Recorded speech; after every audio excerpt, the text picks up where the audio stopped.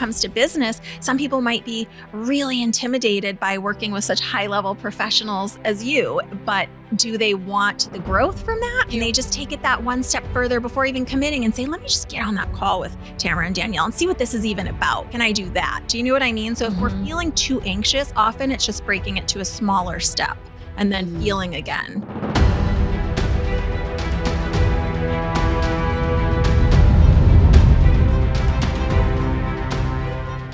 Hey everyone, it's Tamara Thompson with Broadcast Your Authority, and I'm super excited for our next guest who flew in from California. I'm going to have my co-host Danielle introduce her. Danielle? I'm super grateful to have Joy Giovanni join us today on the Broadcast Your Authority podcast, and we're going to talk about how to tap into your psychic gifts and mediumship abilities. So Joy Giovanni is a highly sought after psychic medium, a healer, and spiritual teacher known for making psychic and mediumship experiences more accessible and relatable. So we're super excited to have you here, Joy. Thanks. I'm grateful to be here. So tell us a little bit more about your backstory. Ooh, I always like to launch in at the point one of my biggest transitions happened. So get ready. There I was, seemingly on top of the world, performing every week on international television as a WWE diva in front of millions of people.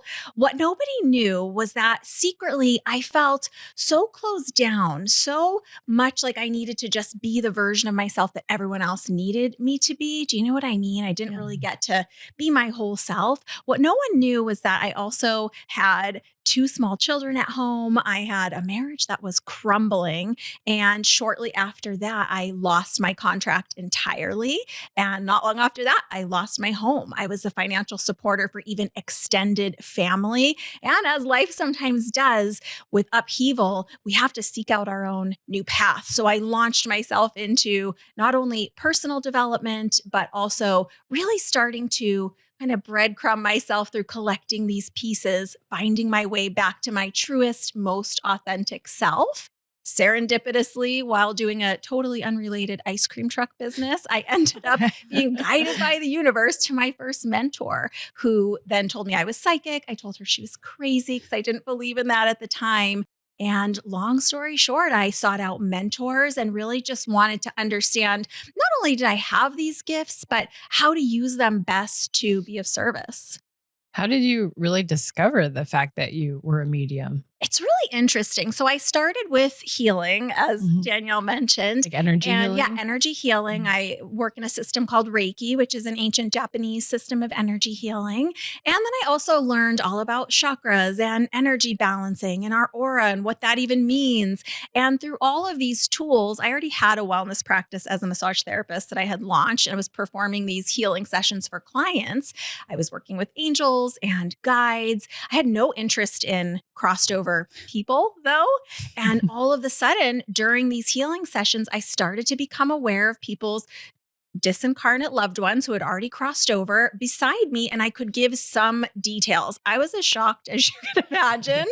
It was shocking. For someone that I'm very intuitive and I step into my own intuition and gifts on that side, but I don't have I haven't seen that type of capability of that thing. What is it like? Or like, how do you, is it something that people appear? Is it more of like a feeling? Is it more like how do you really tell these messages or downloads come through? How do you explain that? It's a great question. So when it comes to mediumship, the type of mediumship I practice is called evidential mediumship, which essentially means that when I become aware of someone's loved one with me, my intention for that loved one on the other side is to share specific details about their life that I couldn't possibly know. And in that, it quote unquote proves that not only do they know who they are, they know who you are, they know details about themselves, but it really is a different experience than just intuition. I believe we all have the ability to communicate and connect with our own loved ones that have crossed over. But the way I often explain it is like playing baseball in your backyard. Everyone has the ability to play a little, but not everyone really wants to be communicating with other people's loved ones. We all work a little differently, but to your point, it is for me a soft feeling. It's not even tangible to say feel, because when I say you feel them, it's a soft essence of a feeling, and then I'll get quick flashes of mental images. Some will communicate in kind of thought words. And really, it's through the emotion of whatever it is that they're wanting to express that I can communicate. We're all connected by the love that we share at the end of the day. I love that. I've had multiple readings by Joy. Yes, you have. And oh my gosh, the level of detail that she gives has been incredible. Like there's things that about my grandpa that she said that nobody knew. Like I didn't even know about. I had to ask my mom to learn about For the confirmation. Yeah, for the confirmation Yes. of it. It's just incredible. amazing what you're able to do.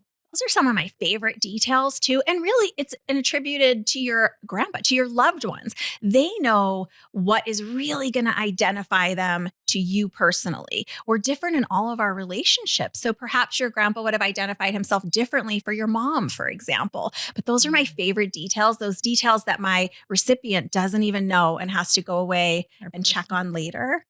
Yeah. And they're deeply personal. Often, Yeah. often deeply personal and almost never Googleable. Yeah. Exactly. Oh, that's so true. exactly. The truth is, we don't know what's going to be good detail for someone at the end of the day. I had someone's pet come through in a reading just recently, and it was actually the greatest need of her session. It was why she was there. Of course, we had communicated with her mom and some other family members. And one of the details that really let her know that this was her beloved furry baby was that this dog hated headbands and was talking about how the mom really wanted to dress her up and take all these photos, and the dog hated it and was making these crazy photo faces and all. Yeah, exactly. So that's a detail you couldn't possibly even know that someone's dog does not prefer to dress up. Do you know what I mean? That's so cool. Oh my God, that's hysterical. I know there's a lot of skeptics out there in the world, and I'm an intuitive and I live in that realm. And so I'm listening to you and I'm like, oh, I'm totally comfortable. This totally works for me. And then there's all those people who maybe haven't awakened yet, like your previous life, right? Yeah. And so what would you say to somebody who was a bit curious, like, okay, they're listening to us and they're going, well, I kind of want to check it out, but I'm a little nervous, and what other people are going to think about me? And so what would you say to help that person feel a little bit more comfortable and attract them to coming out of their own comfort zone and experiencing something so profound? Diane, I love that question. It's Great such a question. good question because really there is that bridge that needs to happen. For some people, it's kind of a joke in my family with my kids. They're grown now, but when this first started coming to me, I binge watched all the shows that were about mediumship. I didn't used to allow those shows in my house because I wasn't sure. One thing I like to note is that there are no bad spirits. There's nothing bad on the other side that's going to come in. It's safe. It's your loved ones or perhaps ancestors. And really a great way is to either check out what's called a group reading, which is with a big audience. A lot of the more famous mediums do them all over the country now, but smaller mediums like me do them as well. So I really feel like it's not great to push someone before they're ready, because there is a movement of our own soul. And it's why people start feeling, as you said, curious, breadcrumbs to this of, oh, let me just see what this is about, or let me just read this book. But it's not something that someone else can force us to be ready for. So I really invite people to just follow your curiosity, have your own experience when you feel ready, whether it's through the magic of television and watching someone else, or attending a live event, or perhaps even engaging in your own session. Or even listening to this podcast. Absolutely. And feeling inspired by it. You know, I have a client I'm working with who's just now, after 3 years, kind of waking up to these kinds of things. Yeah. And every day it's like, wow, this great thing. Wow, this great thing. And she's having all these epiphanies because she allowed herself to be curious. So I think that point is really valuable. Follow your curiosity, you know? So important. Yeah. What are some practical steps that people can take to further those intuitive powers themselves and maybe get in touch with some of the gifts that they may have that they don't even realize? Okay, Teresa, you're going to love this, because part of the reason that we feel this, it's an illusion, this illusion of being disconnected from our intuition, is culturally, many of us from the time we're small are trained that not to ask questions, not to speak out, don't stand out. And even if you can imagine a little child going to their parent when there's something going on in the family and saying like, oh, are you sad? And the parent saying, no, everything's fine. We think that's the thing to do. But what is happening is we're being conditioned, programmed away from trusting that inner knowing.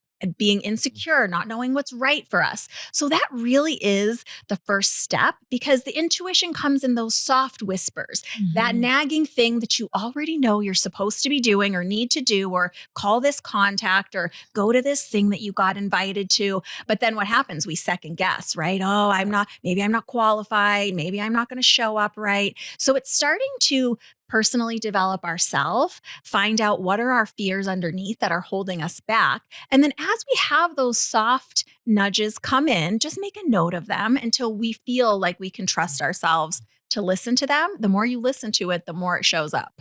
I love that, because that has been my experience with it. I call them sniggles. Yeah. Sniggles. Yeah. And what my agreement with the universe is I'm kind of dense, so keep sniggling at me and then I'll eventually get it, because sometimes you need it repeatedly, but you're right. That like it is a muscle that you can flex. And so if you get used to hearing those whispers and then stepping out in courage to follow whatever that calling, show up for that event, go buy that book, whatever, then you'll speed up the blessings that are behind it. Yeah. Right. Well, and you bring up a great aspect of it. I think it's so confusing because people think the word psychic or intuitive has to do with predicting the future. It doesn't. There are many possibilities that could happen from any choice. You and I showed up here today. There's 1,000 possibilities of what could come of that. We're not necessarily intended to see the whole way that something plays out, but just to give that one mini step buy-in and then let that next step unfold. That really is the way it works. Yeah, that is so important, because actually I think our little brains can't handle all the information for what's to come. Like we are supposed to, I think, glom onto that next step. Yeah. Right. Because we only have so many synapses. Yeah. And if we were really to see all the steps across the river, like our minds would be blown. This is a little woo-woo maybe for your audience, but I do work with my guides as well. And I sometimes will sit in meditation and kind of float the idea, what are my next steps? Can I have more of this path? And they'll say, if we explained it to you, you wouldn't understand it anyway. Right. So can you just do these 3 next steps and you'll get more information later? Yeah. Just step out on this rock. Yeah. And then once you step out on this rock, I'll show you the next rock. And what do we know? All growth happens outside the comfort zone, right? Yeah, absolutely. And I think it was Dr. Dyer who said we're just spiritual beings having a human experience. Yes, there are many teachers that have human said beings that. having a spiritual experience. And So that's exactly true. what you're talking about. I love that you're so in tune with it and helping people tune in, if you will, to that frequency. Yeah. And I think you said something so cool that we all have it to some degree. Yeah. But it's our willingness to ask questions and just explore it. And it sounds like, that was the beginning of your journey, like just becoming aware and then asking questions. Absolutely. Yeah. And so like you're helping other intuitives. Like I'll give you an example for me. I've had some premonitions that actually came into fruition. And one of them is more of a sensitive topic. And we were actually down the strip in Vegas, and I looked at Tamara, and it was just a thought that came in. And I was like, what if somebody was up there in that building shooting down at a crowd of people? And I specifically said around the Thrive event, which was an event we went to every year. And I was like, that was a weird thought. And we just like walked away. She's like my witness. And 3 months later, all of our friends that went to the Thrive event were stuck in the Mandalay Bay because of the shooting that happened in Vegas. So that was the first time for me that I was like, how did I know that year? Like and we didn't attend she that. she said, I don't feel like we should attend this year. And then all of a sudden I'm on Facebook Live, or I'm not on Facebook Live, but all these people that we know are on Facebook Live, all on lockdown in the Mandalay Bay. And she was literally like, I had this feeling that something was going to happen. And I said it out loud. Thrive. And we were just walking down the strip and she pointed at the hotel. And It was just really weird. And that was the first time I experienced that. And then I had another thought. This was like a year or so later. And it was like, you're going to win $5,000 in the new year. I was like, what? I was like, why? I don't gamble. At the time I didn't gamble. Now I do, but I didn't gamble and I didn't do scratchers. Vegas. Yeah. And then the new year rolls around and we just had a crazy idea. Oh, let's go get a scratch card.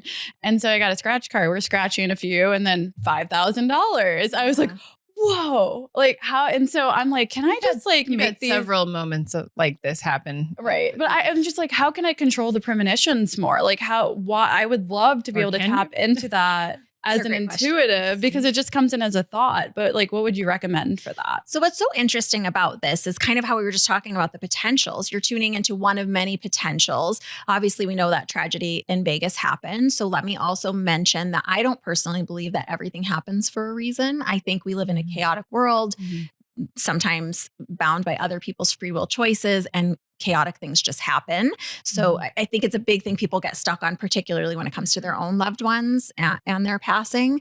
But to the intuitive part and to the premonitions part with the lottery winning, it sounds like you're becoming aware of a potential. You made a mental note of it. You also then agreed to buy the tickets and play them and try them, however many of it was. If you would have stopped at just dismissing that nudge or not going through and buying the ticket, it wouldn't have happened. So you giving free will buy-in along the way, right? Which is so cool. Now, one of the cool things about you is that I know you've done a lot of personal development, because where some people get stuck with a premonition or a thought or an inspiration, intuition, those words are all interchangeable like that, is they'll think, oh, I think this is just my anxious thoughts, or I think this is just wishful thinking, instead of knowing, no, I'm not anxious about anything. I'm not creating this. This is different. This is that still small voice, right? And then you just made a note of it. You said, oh, this is weird, but okay. You didn't have some further revelation. And then you agreed to take the steps or be further nudged, right? In the UK, they call it a niggle. Sniggle. Yeah. So you're close. So it's you continuing to have that. It's really a relationship, just like everything else. And we often forget or put last on the list to have this relationship with those deepest parts of ourselves, right? So how do you use your own intuition in your business to scale it? Like, that's a big topic among women. And yeah, I would love to know your opinion. That too. I think there's so many ways. And I think we're only limited by our own creativity. I hate to keep bringing it all back to this, but personal development. Do you have permission to try that new thing? Maybe it'll go, maybe it won't. Do you have permission to put yourself out there I'm Tamara, this is big for you, to reach out to this person that I don't know, but I do want to have a relationship with, right? Well, and you wouldn't let it go. Part. So like we were talking about a little bit on the intuition side, like my intuition side is very powerful. Like I get that sense of calling for something. We had this exact conversation about, even in past event experiences, there was an individual that I told Danielle, I said, I need to get in front of this individual. This person is meant to be in my life. I'm not sure quite how, but the business level, friendship level, partnership level, what that was. And so I ended up hiring this individual as one of our keynote speakers.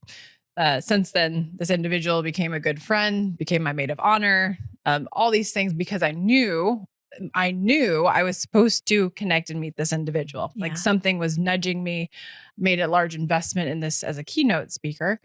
And now is a great friend today. But these ideas and these thoughts come in very quickly, and they're very much fine-tuned. And I just know every single time I look at Danielle, I say, I know I need to do this. I know we have to host this next event. She's like, oh no, I don't want to host it. I'm the opposite. I'm looking at the financials and I'm like, nope. And then I'm just like, but she always makes the best decisions for the company. And so I appreciate you. That sense of knowing is so powerful on that side. And I just wonder how many people don't follow that intuitive side of it. Exactly. Or because when I would not follow the intuition side of it in the past, or I'd go over myself thinking like, no, that doesn't feel right. But then I feel like I'm being pushed into something by another individual in the business space. And I was like, well, maybe it will work. Maybe I'll just give it a try. Yeah. But every time I did that, I was like, this didn't turn out for the better or the higher good. Right. And so now with every decision, I have that sense of knowing, but I also know when not to do something at this It's point. trusting yourself, trusting the team that you've put around you, trusting the work that you've put into the tools that you're using. So there's no magic wand here. It's really, I really want one though. Don't we all, right? But you brought up something really important that you're also hinting at. It's that it's the free will. It's the power of the choice that comes after you receive the intuition. Well, that's what you were talking about. We all have free will. We can make a decision to say yes to that intuition or to say no to it. And our, the power, the quality of our life is just determined by the quality of our choices. I think also right? recognizing fear. Like, Yeah, how do we absolutely. know if it's not like if you have so much fear and there's so much resistance, maybe that's the thing we should be going after. And that's when I push right past that side. So with us being partners, it's one of those things where sometimes you're more fearful, right? You're on this panel today. You are in the studio today, which you never wanted to be on this side of it, but you're doing amazing at it at this point. And you're so powerful and strong in your intuition and capabilities and gifts too. I'm super grateful to have you as a partner in life and business and everything else. And so it's just like stepping into that confidence as well, and just understanding that, you have what it takes on that side. Yeah. So it's trusting your knowingness. Yeah. And not giving the fear the power. Right. And so Some of fear, the that, function of fear is to be prepared. Mm-hmm. That's its function, is to get ready. So if we're getting ready and we're trusting our knowingness, Or to keep which is what Joy is saying, right? Yeah. I see fear a little differently. I see it as often, depending on our life history, more of a protection mechanism. Protection to keep us safe. So it's kind of making friends with that fear and saying, am I a little bit scared because this is a big outside of my comfort zone leap and I'm so excited about this? Or do I feel fearful because there's something else here that I need to pause about, that I need to know like more information fear of the unknown, about? I guess. Sometimes it's fear of failure. Sometimes it's fear of being seen. It can be different for everyone. But when you do feel that fear, it's pausing, getting still with yourself and looking underneath or feeling underneath. What's this fear about? Is this that I don't trust myself here? Or is this that I'm just nervous and I can do this? Do you know what I mean? Yeah. So fear is a great catalyst, actually. And it's interesting because like in the beginning days when we first started our business, we would hire a mentor and it was like $25,000 for a 1-day experience. And so it was a lot of fear around money in the beginning. And we were like, no, let's just do this, make the investment. And then like just from that one investment, we would make over $1 million. So it was like, okay, that was a great investment. But I mean, there was always that fear in the beginning that what if I did pursue this, that we failed? What if it didn't work out? I think everybody's different though on that side. You may have had a fear of failure. The failure part never really bothers me. I'm just like, fall down, get back up, let's keep going. That's just one of the things. I think it just depends on the individual. She also is very confident. She grew up very confident. So. That did not grow. It actually was not I was actually very awkward as a child. I was actually very shy and I was bullied. And so the confidence came later in life. So that I developed a lot of coping mechanisms and learned how to trust yourself and rely on those feelings. Depending on what someone's business is too, you took this big leap and did this amazing, one-time mentorship program that had big results. But for someone else, maybe it's just buying that social media platform assist, right? Starting that VA in there. You can start, you don't have to start with a giant leap. You can start smaller. When I coach with people wanting to shift towards more wellness-based businesses, don't leave your day job right away. It doesn't have to be so black and white. There are incremental ways that we can dip our toes in that water and start moving in that don't direction. Have to dive right? in like I do. I'm like, dive in. If it works for you, that's amazing. But if it doesn't, don't feel like you can't do this, right? I'm always like, just dive in. And yes, baby steps is very. Some people like baby steps. That's okay too. Start where you are, just like anything else. Even if, it's like you're saying, when it comes to business, some people might be really intimidated by working with such high level professionals as you, but do they want the growth from that? Are they willing to just make that initial call? Right, exactly. Can they just take it that one step further before even committing and say, let me just get on that call with Tamara and Danielle and see what this is even about? Can I do that? Do you know what I mean? So if we're feeling too anxious, often it's just breaking it to a smaller step and then feeling again. Do you know what I mean? Gold right there. That was a mic drop. You just changed Danielle's life. Yeah. I can see the light. Well, because Tamara's like so drastic. Yeah. She's like, let's do it. Quit your job.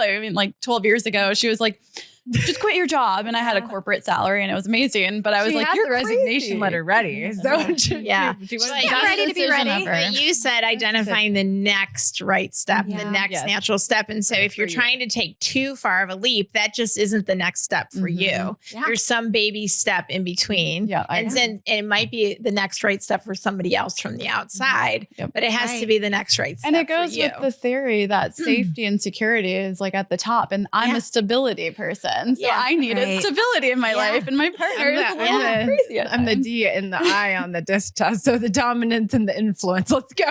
Let's get Well, and it is great to have wonderful people around you that can balance you out, that like a trusted advisor. We wouldn't just listen to anyone for financial advice when it comes to business. Exactly. Yes, you want to listen to yourself and your own intuition, but it's okay to take on board trustworthy guidance. And resistance is almost like a sister to fear. If you're in resistance about anything, whether it's calling the big account or setting up all the new, AI stuff, what's a smaller step you can break it into? And can you get comfortable with that step? Can you get comfortable with just getting on your laptop for that day and start there, right? Break it smaller and smaller and smaller. And how do individuals personally work with you, Joy? I know that we love watching your weekly Friday Instagram readings. Like, definitely follow Joy on Instagram. You also have a podcast as well. Can you share a little bit more about how individuals, business owners, and people can actually work with you and what you have going on, and share a little bit about your show? I would love to. So there are so many ways to connect with me on all the socials. You can find me at Joyful Medium. And I do a weekly reading on Friday, just the energies and potentials of the week ahead. We don't do predictions per se. If you're interested in finding out more about mediumship or getting involved in that way, you can check out my website, joyfulmedium.com. I do have a free gift for all of you right on the homepage. It's called Sign Magnet. It is a 3-day free mini course where you will learn how to get signs from your loved ones on the other side, but also signs from the universe to just let you know if you're on the right track, and using numbers as signs. So if you're someone who sees like 1111, 444, I'm going to teach you what all of those mean. You can find that right on the homepage of my website, joyfulmedium.com.